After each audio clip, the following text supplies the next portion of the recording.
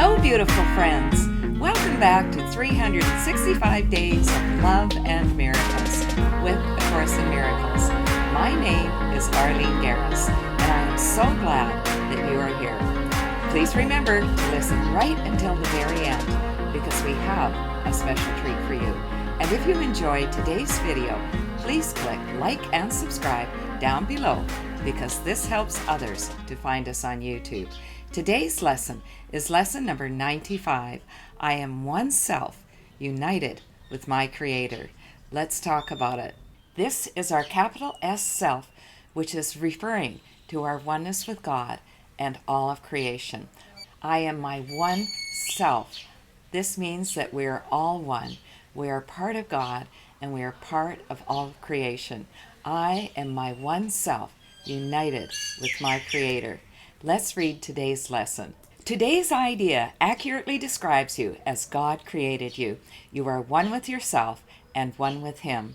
Yours is the unity of all creation. Your perfect unity makes change in you impossible. You do not accept this, and you fail to realize it must be so, only because you believe that you have changed yourself already. Let's talk about it. Our perfect unity in God and all of creation makes change impossible. We are eternal. We have been here since the beginning of time, and we will be here through all eternity. Remember, we are not these bodies. We are spirit, and our essential goodness, our essential beauty, our essential perfection cannot be changed. This is a tough concept for a lot of us to grasp. We believe that we've made all of these different changes in our lives, but we have made these changes at the level of the ego, where what counts is what you see on the outside. When we go into our meditations, if we allow ourselves to go deep, deep within, we will see that this essential self is truly unchanging. Let's keep reading. You see yourself as a ridiculous parody on God's creation, weak, vicious, ugly, and sinful, miserable, and beset with pain. Such is your version of yourself, a self divided into many warring parts, separate from God and tenuously held together by its erratic and capricious maker to which you pray. It does not hear your prayers, for it is deaf. It does not see the oneness in you, for it is blind. It does not understand. You are the Son of God, for it is senseless and understands nothing. Let's talk about it. When we are looking at ourselves through our ego minds, we see that we are both good and bad. Most of us are much better at seeing our bad qualities. This is for two reasons. One is that we were trained that way. Our mistakes were pointed out much more frequently than the things that we did right. The second reason is that this trait was developed as a survival technique. If we didn't notice our mistakes, we might be eaten by the saber-toothed tiger. But thankfully, there are no more saber-toothed tigers, so we can let go of this divided self and allow ourselves to experience our true self, which is our oneness with God and all of creation. Let's keep reading. We will attempt today to be aware only of what we can hear and see and what makes perfect sense. We will again direct our exercises towards reaching your one self, which is united with its Creator. In patience and in hope, we try again today.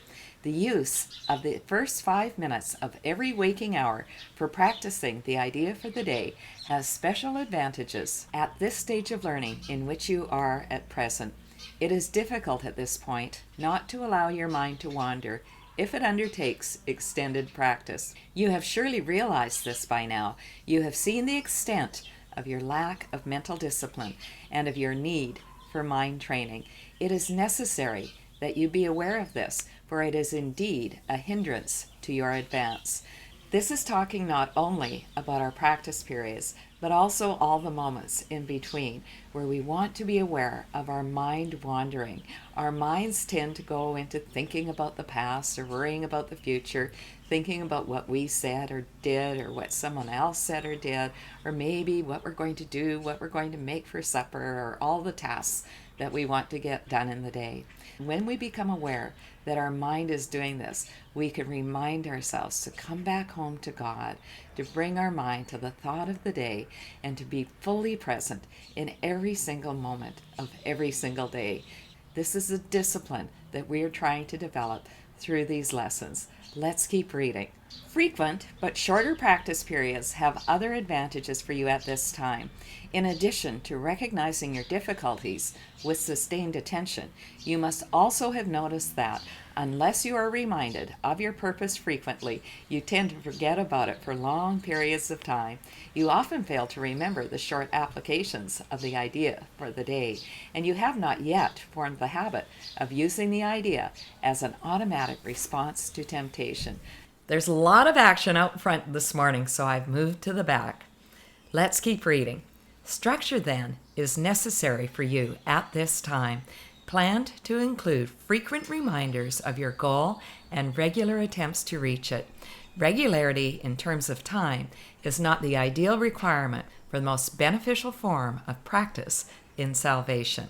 It is advantageous, however, for those whose motivation is inconsistent and who remain heavily defended against learning. Let's talk about it. You may have noticed that many of the lessons are heavily focused on how we do our practice sessions. This is because we always want to remember that any learning is 5% information and 95% application. How are you doing with the application of these lessons? This lesson suggests that if we're having trouble, it may be because we are heavily defended against the ideas in the course. Do you have any resistance to these ideas, my friends? It's very common for people to disagree with the ideas. Many people stop and start the course many times before they commit themselves fully to it. My first couple of years were very inconsistent, but as I started to do the practices and apply them to my daily life, I got such great results. That inspired me to develop the regular practice. I certainly do not get these practices perfect either. I don't think anyone does. But the goal is that we follow these practices as closely as possible so that they eventually become such an automatic part of who we are that we don't even need the reminders. We're simply thinking about these ideas all day long. Let's keep reading. We will, therefore, keep to the 5 minutes an hour practice periods for a while and urge you to omit as few as possible. Using the first 5 minutes of the hour will be particularly helpful since it imposes firmer structure. Do not, however, use your lapses from this schedule as an excuse not to return to it again as soon as you can. There may well be a temptation to regard the day as lost because you have already failed to do what is required. This should, however, merely be recognized as what it is, a refusal to let your mistake be corrected and an unwillingness to try again. Ooh, boy, that stings a bit. We're told not to let these lapses discourage us, but simply to bring ourselves back. If we miss the day's lesson, or we miss a practice period or 2 or 3, instead of just giving up altogether, we simply want to recognize this as a mistake to be corrected. Do you have trouble recognizing that you sometimes make mistakes and these mistakes need to be corrected? This has been a huge lesson for me. Anytime that I'm resisting correction, this is a sure signal that the ego is alive and strong and kicking and does not want me to accept that it's okay to make mistakes. Let's always remember, God sees us as being perfect and sinless. These errors do not in any way define us. Let's keep reading. The Holy Spirit is not delayed in His teaching by your mistakes. He can be held back only by your unwillingness to let them go. Let us therefore be determined, particularly for the next week or so, to be willing to forgive ourselves for our lapses in diligence and our failures to follow the instructions for practicing the day's idea.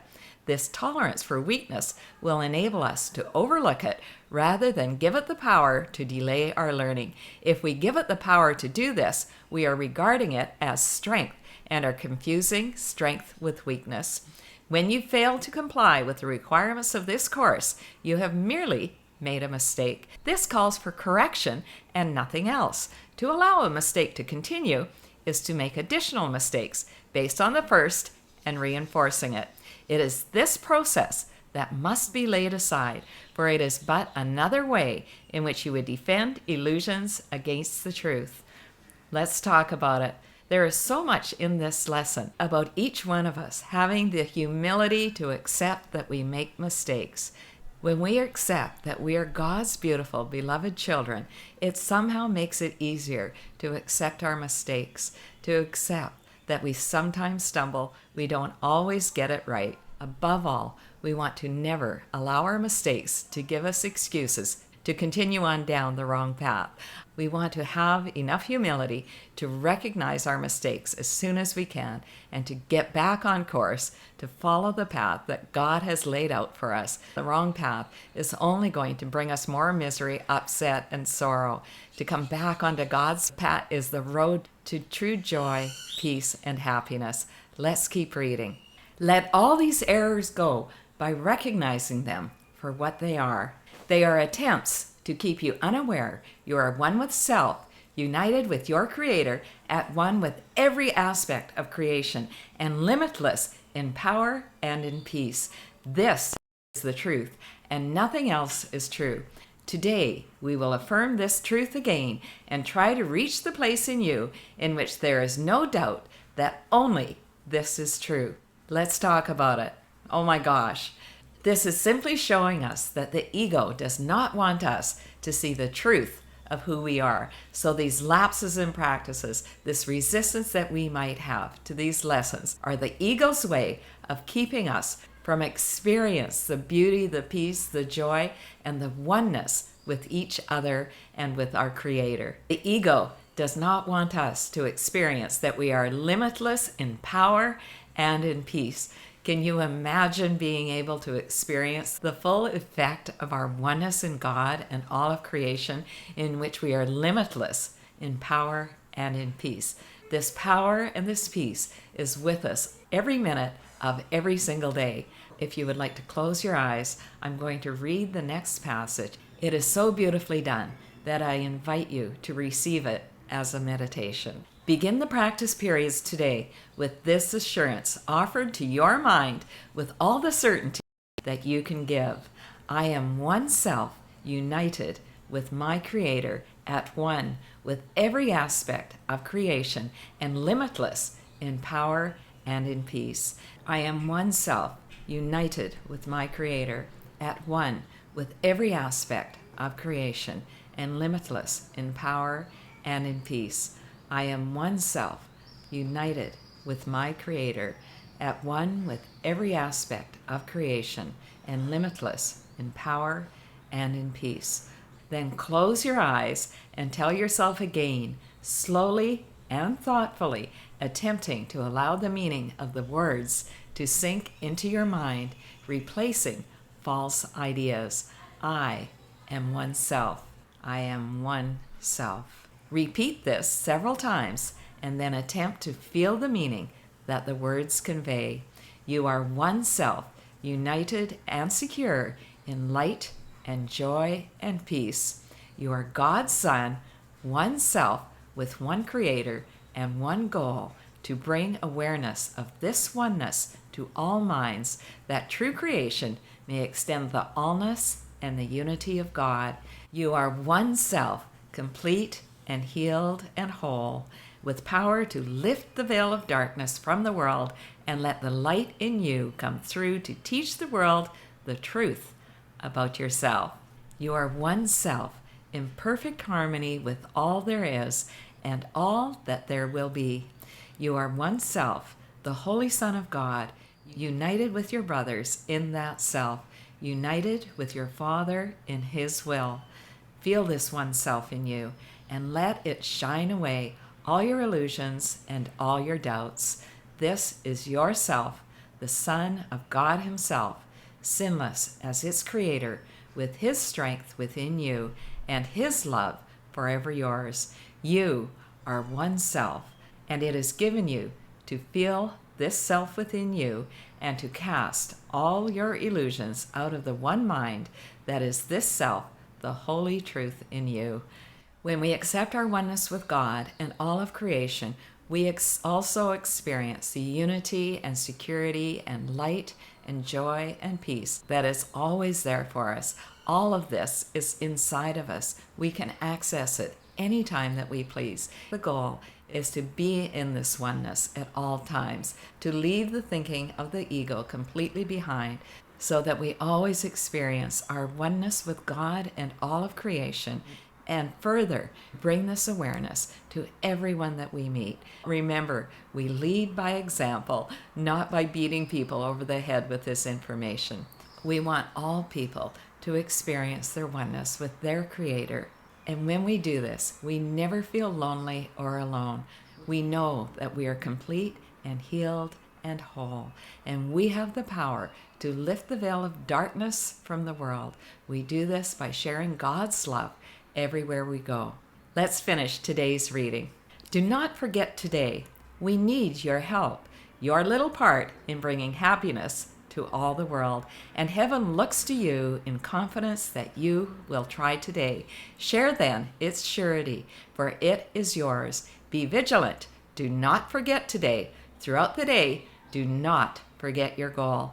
Repeat today's idea as frequently as possible, and understand each time you do so, someone hears the voice of hope, the stirring of the truth within his mind, the gentle rustling of the wings of peace.